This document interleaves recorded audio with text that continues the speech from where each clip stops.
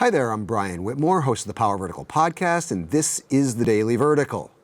Well, it turns out that July wasn't just the deadliest month in a year for Ukrainian soldiers.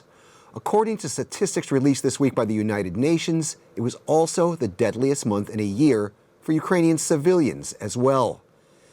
8 civilians were killed and 65 were wounded in July, according to the UN. And June wasn't much better, when 12 were killed and 57 wounded. So in case anybody hasn't noticed it yet, you can pretty much stick a fork in the Minsk ceasefire agreement because it's done. The conflict in the Donbass is shaping up to be a war without end. It's a war without end because Vladimir Putin's regime is not going to accept any settlement that does not give Russia a de facto veto over Ukrainians' future political direction. It's a war without end because the authorities in Kyiv and the Ukrainian people, quite sensibly and reasonably, aren't going to accept any settlement that does give Moscow a veto over Ukraine's political future.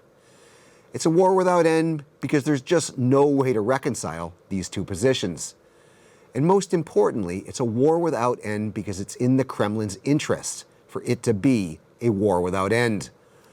The war in the Donbass represents Moscow's only leverage over Kyiv. And if it ended on any terms other than those being demanded by Russia, then Moscow would lose all of its leverage. So the Kremlin keeps the conflict simmering. And as they do, Ukrainian soldiers and Ukrainian civilians keep dying.